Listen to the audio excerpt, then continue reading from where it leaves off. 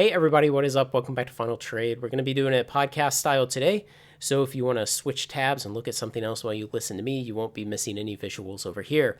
We're going to be talking about the safest TCG investments. And what I mean by safest is a good mix of consistent return, high return, low risk over the long period. And of course, the best for that is the original Magic Power 9. Of course, the 9 most powerful cards, including the Moxen and the Black Lotus. These were printed in Alpha, Beta, Unlimited, the 2 international versions, and the Magic 30th version, though the Magic 30 has some, let's say, uphill problems to real long-term collectability, and I definitely would not buy those if I were you.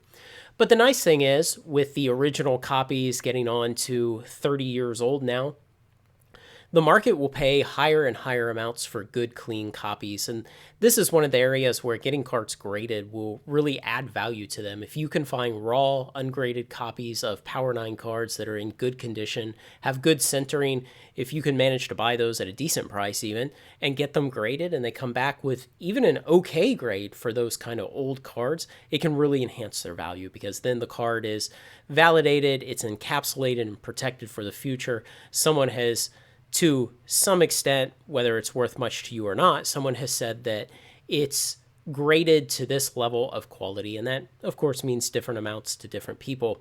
And as those old cards get older and older, the premium that the market places on clean, high-quality copies of them becomes more and more exaggerated. And so that's why with most singles that you would ever buy for investment purpose, you really want to focus on, at the bare minimum, near mint copies. And you want good centering. If it's a card you can see before you purchase it, you want to look at it for centering. And that will always enhance the value in the long term, because even if you can buy a ragged copy of the card cheaper, it will appreciate more slowly than those good high quality cards. So up on its own level, of course, Power 9 is first. Now, right behind that, I would say good reserve lists, and you have to be very careful here. Good reserve list does not mean Dwarven Pony. It does not mean whatever junk is $5 or $8 or $10 or whatever the cheapest reserve list cards nowadays are. It means good reserve list cards. And the nice thing about this is the market will tell you what is good. All you have to do is go out on eBay or TCG Player and look at completed sales. See what the different reserve list cards, again, in near mint, have been selling for. And that will tell you what the good ones are. The good ones are selling for more. And I mean good from an investment perspective, not good from necessarily gameplay perspective or something else. But the market will tell you by showing you that the card is already priced higher than most other reserve list cards. And if you really want to get into reserve list cards as investments, you should probably start looking somewhere in the $80 to $100 range for cards and on up from there. And it's always going to be better to have, say, a single $400 unlimited dual land rather than 100 copies of $4 Dwarven Pony. So you will do much better in the long run with that single dual land than with the 100 Dwarven Ponies. So good reserve list is up here. And then also a subcategory of that would be foil reserve lists. And now there was a brief period in Urza's Legacy and I believe Urza's Destiny. So Urza's Legacy, I think, was the first set that had foils. And then the very next set, Urza's Destiny, was the last set that had reserve lists. And so there was that slight overlap of 2 sets where you could get reserve list cards in foil. And so those have kind of a different value to them because they don't necessarily have to be good by any other metric. They are the rare reserve list cards that are in foil. And I think there are about, I want to say 17 or 20 or 25 of them that came in those 2 sets. So those would definitely be on the second tier here. Also on the second tier, I would put things like vintage Pokemon singles, and you have to be very careful with that. Pokemon had a bad habit in the early days of printing lots of variants that were different in very, very slight and obscure ways, and an entire cottage industry has grown up around buying good, clean copies of the more common variants and then sending them to PSA, claiming that they are the more rare and valuable variants. And if it gets past the grader at PSA, which it does regularly, it gets slabbed, and the tag in the slab says it's the more rare version. And so then the people will put that up for sale on eBay, try to pass it off to some unknowing person at a premium price. And so this happens a lot. So it's kind of dangerous in the world of vintage Pokemon singles unless you either know what you're doing, you're willing to accept the risk, or you're willing to pay someone who knows what they're doing to verify things for you. So you can't always rely on grading houses to get it correct. There are abundant examples of the grading houses misidentifying vintage Pokemon cards. So after that, on the third tier of safest TCG investments, I would say we're on to Golden Age Magic booster boxes, sealed booster boxes. And of course, Golden Age boxes are the boxes that have reserve list cards in them. So all the way through the Urza's block. And the thing about those is not only were they lower print runs back then, they're very old, so attrition has had their time on them, and occasionally someone will buy them to open for fun. But those reserve list cards will always buoy the value of those boxes. Right behind those would be Silver Age boxes, which would be Mercadian Mass up until, and people disagree on this, when Silver Age ends. Some say it was the beginning of modern Magic that ended the Silver Age. So basically the changeover from the retro frame to the modern border of the cards, which happened, I believe, 2002. Some people argue that it is more tied to changes in print runs and whether products were print to demand or just got one printing of a certain size, and that's what the market got. So you'll see differing opinions on that. But essentially, they are much older booster boxes, mostly encompassing still retro frame cards, but without reserve lists in them. And then after that, I would put things like old Pokemon boxes. Now, you have to be really careful with that. You don't want to end up like Logan Paul, where the scammer gets scammed and you buy a $3.5 million base set first edition Pokemon case and it turns out to be full of G.I. Joe cards. There are a lot of scams out there when it comes to old Pokemon boxes. And so, again, you need to know what you're doing, or you need to be willing to accept the risk that you will get scammed. So be careful in that space. Also here, I would put modern Pokemon boxes. You know, I did that analysis last summer where I showed that basically any Pokemon box from the last decade blew the pants off of even the most legendary hedge fund managers on Wall Street, and they've been solid investments. So there's nothing out there that would imply to me that that's going to change now or in the future.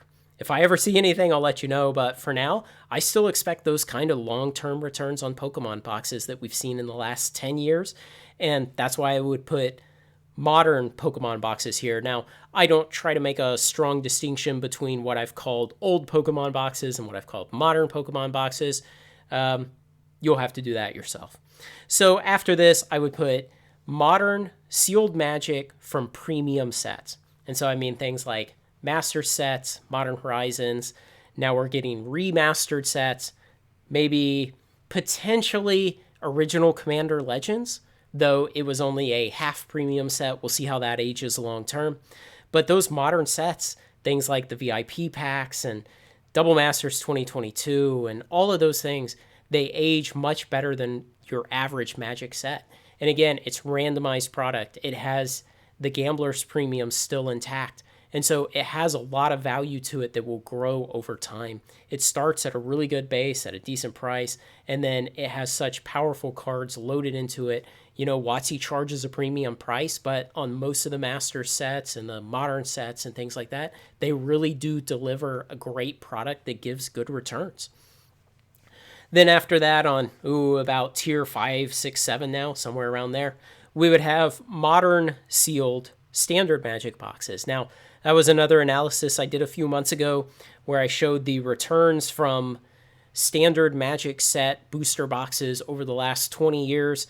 And, you know, on average, it was returning 15 to 17% about compound annual growth rate. And so very nice returns, beats the stock market, but not as good as things like modern Pokemon boxes, but still a good way to diversify, a good way to maybe invest in something you love a little more if some of these other things don't necessarily excite you as investments. And, that can be a little important too. Not everybody here is here to ruthlessly wring out every single dollar that they can.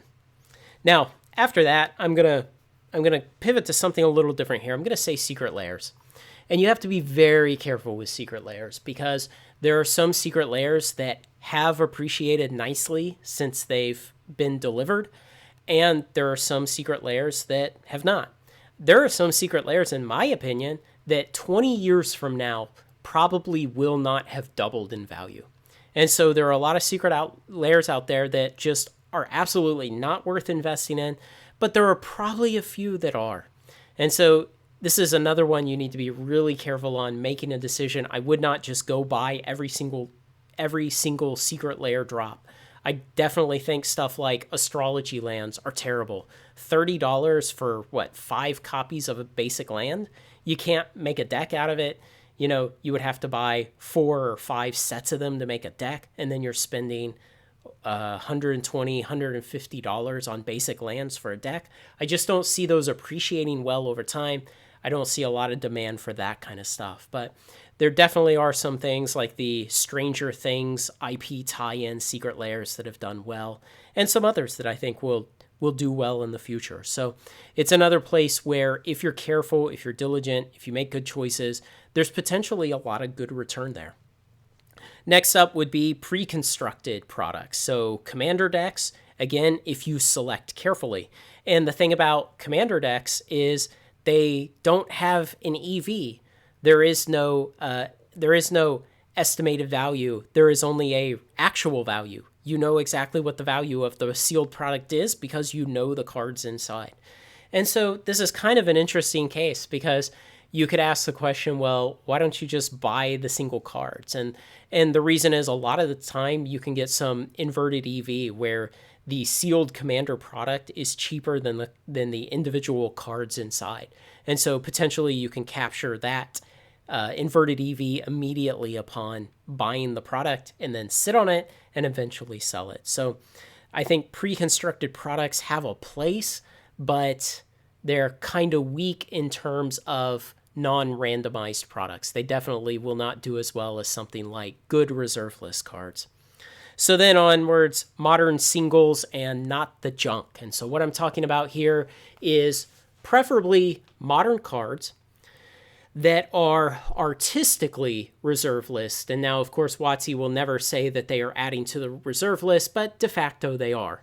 When they release something like the serialized retro frame artifacts in Brothers War, those are reserve lists for all practical purposes. They don't officially get a spot on a list of reserve list cards on WotC's website, but yeah, basically they won't be reprinted in that form. And so similarly, things like the Hidetsugu Neon Ink Parallel Chase cards and Kamigawa Neon Dynasty, those are, for all practical purposes, reserve list cards. So the next tier of potentially speculative modern single cards would be things like the Mystical Archives from Strixhaven. If we ever get a return to Strixhaven, we will probably have Mystical Archives again. But you can decide for yourself what you think the odds are that they would copy the original art. And so maybe things like, of course, my favorite, the Japanese art Demonic Tutor from Mystical Archives. You should probably expect that, well, if they even print Demonic Tutor in Mystical Archives again, it will probably have different art. And so you may make a bet on that potential future and invest in those kind of cards. And a third tier of potential modern singles, or not even all modern, are the Hurt Feelings cards. And I really think most of these are not investable. Most of them are commons anyway. I mean, the Pradish Gypsies, they were printed, I think, in the common slot in 4th and 5th edition. 2 of the most printed sets. They would just never will be rare. They were not played in any decks, and so those will never really have any value. And the promise from WotC that they will never reprint them will not give them value. I think cards like Crusade potentially have good value, and I made a video about it, I don't know, a year, 15 months ago, about when I bought 100 plus copies of Crusade off of the European card market, had them shipped to a friend of mine living in Europe at the time, and then he eventually brought them to me. And so I was able to get very, very, very low prices by buying huge amounts of them over in the European card market. And then I turned around and I sold all of the ones from the dual decks on eBay to make all my money back, and I kept all the copies from Unlimited, Revised, and 4th edition. There's a little bit of prospect there because Crusade was actually a played card. It was good. People have nostalgia for it. When it comes to something like Jihad, I think it was only printed once, is a pretty good card. It has good value, but I would not really expect much of a increase in long-term compound annual growth rate for the Hurt Feelings cards. Most of them are just unremarkable as investments. So back up to the main kind of tiers of things. Next, I will put Kickstarter games. Yeah, any type of Kickstarter, TCG, man, you're playing with fire. And the terrible thing is, at least in the 1990s, when no-name companies would start a TCG, they would design it, they would build the artwork, they would get it printed, they would distribute it. The barrier to entry on the market was a lot higher back then because you couldn't just, from your pajamas in your bedroom, go out, start a Kickstarter, pull in $1 million of money from a bunch of Timmies hoping to strike it rich, and then dawdle around and fail in your campaign to start a game. At least in the 90s, by the time that game made it to your card store, the company had proved a lot of capability in terms of delivering, where Kickstarters are many, many, many steps before that. And so they really haven't proven much of anything. They can claim a lot of things, but they haven't proven a lot of things. And so there are some Kickstarters that look better than others. The Sorcery TCG, I bought a couple boxes from that. I don't expect it to be a barn burner long-term in terms of investment. I thought it was a cool looking game and I wanted the pre-constructed decks to actually play with. But most of those Kickstarter games are not worth it. You're better off just lighting your money on fire because at least it produces a little bit of heat in your hand before it burns away. And last on the list is any card you are speccing on, any type of spec. And oh boy, if you go to the MTG Finance subreddit, you'll see people over there buying handfuls and handfuls of garbage modern cards. And, you know, I would put pre-modern garbage cards on here too. Handfuls and handfuls of 4th edition cards, 5th edition cards, anything from that era. I mean, most Magic cards still are not worth much of anything. And to think you're going to speculate on 300 copies of Mudhole, you're going to buy up enough copies of this common that you'll push it up when it's used in no decks anywhere ever. It's delusional and you're going to lose money. And the really bad thing about looking at people's specs over there on that subreddit is most of those people's bets don't just go to zero. They, in a way, go negative. Because if the person really wanted to get out of the card, they would have to pay additional money in terms of shipping and fees above what the card is even worth to get rid of it. And so they're just stuck holding the card. They can never get out of the bet. So don't do any type of that speccing. There is no money to be made in garbage singles, no matter how many of them you buy. No, you will not corner the market on some card that has value that all of a sudden every Commander player will want to put in their deck. No.